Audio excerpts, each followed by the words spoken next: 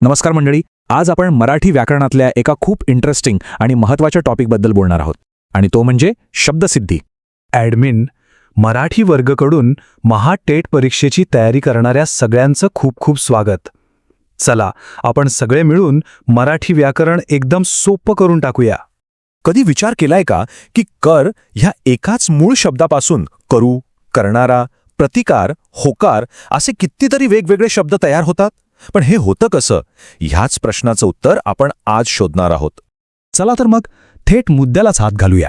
सगळ्यात आधी हे समजून घेऊ की ही शब्दसिद्धी म्हणजे नक्की काय असतं.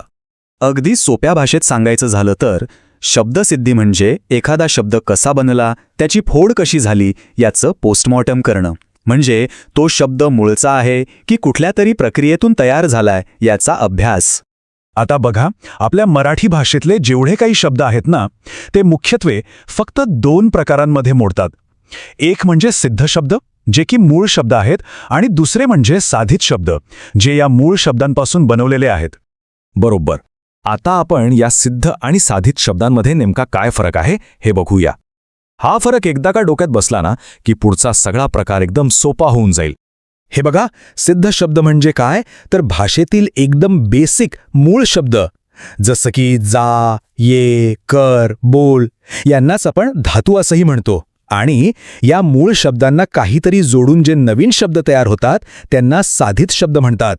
उदाहरणार्थ, कर या सिद्ध शब्दापासून करणारा किंवा प्रतिकार असे साधित शब्द तयार होतात.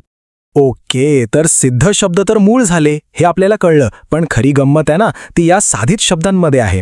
म्हणून आज आपण या साधित शब्दांचे 3 मुख्य प्रकार कोणते आहेत ते पाहणार आहोत. चला तर मग साधित शब्दांमधला पहिला प्रकार बघूया, तो म्हणजे उपसर्ग घटित शब्द. नावावरूनच कळतंय, यात शब्दाच्या आधी म्हणजे सुरुवातीला काहीतरी जोडलं जातं. उपसर्ग म्हणजे एक किंवा अधिक अक्षरं जी मूळ शब्दाच्या आधी लागतात. आणि हो, एक गोष्ट पक्की लक्षात ठेवायची, उपसर्ग कधीच एकटे येत नाहीत. ते नेहमी शब्दाला चिकटूनच येतात आणि बहुतेक वेळा त्या शब्दाचा अर्थच बदलून टाकतात. आता या तक्त्यामध्ये बघा किती सोपं आहे हे. गुण हा आपला मूळ शब्द, त्याला अव हा उपसर्ग लागला आणि तयार झाला अवगुण. तसंच हजर शब्दाला गेर लागून गैरहजर बनला, आणि विचार या शब्दाला सु लागला की झाला सुविचार. बस, हेच आहेत उपसर्ग घटित शब्द. चला आता तुमची पाळी. इथे एक सोपा प्रश्न आहे. अतिक्रमण या शब्दात उपसर्ग कोणता आहे? विचार करा आणि पटकन आपलं उत्तर खाली कॉमेंट्समध्ये लिहा. बघूया बरं किती जणांना बरोबर ओळखता येतंय. वाह, छान उत्तरे येत आहेत. आता उपसर्ग शब्दाच्या आधी लागतो, मग शब्दाच्या नंतर लागणाऱ्या अक्षरांना काय म्हणतात? अगदी बरोबर, त्यांना म्हणतात प्रत्यय. आणि हाच आहे साधित शब्दांचा आपला दुसरा प्रकार, प्रत्यय घटित शब्द. प्रत्ययाची व्याख्या तर उपसर्गाच्या अगदी उलट आहे. मूळ शब्दाच्या किंवा धातूच्या पुढे म्हणजे त्याच्या शेवटी जी एक किंवा अधिक अक्षरं जोडली जातात त्यांनाच प्रत्यय म्हणतात. चला हे पण उदाहरणांमधून समजून घेऊया. इथे बघा, दुकान या मूळ शब्दाला दार हा प्रत्यय लागला आणि शब्द तयार झाला दुकानदार. तसंच माणूस अधिक की झाला माणुसकी, आणि गोड अधिक पणा झाला गोडपणा. आहे की नाही सोपं? आता पुन्हा एकदा तुमच्यासाठी एक चॅलेंज. हा जो पणा प्रत्यय आहे ना, तो वापरून एक नवीन शब्द तयार करता येईल का? आठवा आणि पटकन कमेंटमध्ये सांगा. तुमच्याकडून काही नवीन शब्द शिकायला आम्हाला नक्कीच आवडेल. चला आता वळूया आपल्या तिसऱ्या आणि शेवटच्या प्रकाराकडे, जो आहे अभ्यस्त शब्द.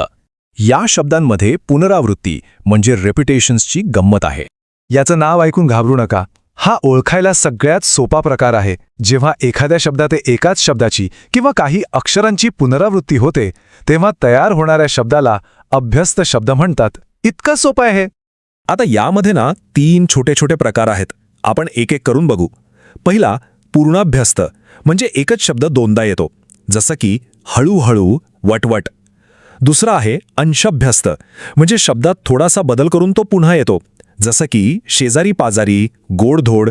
आणि तिसरा अनुकरणवाचक.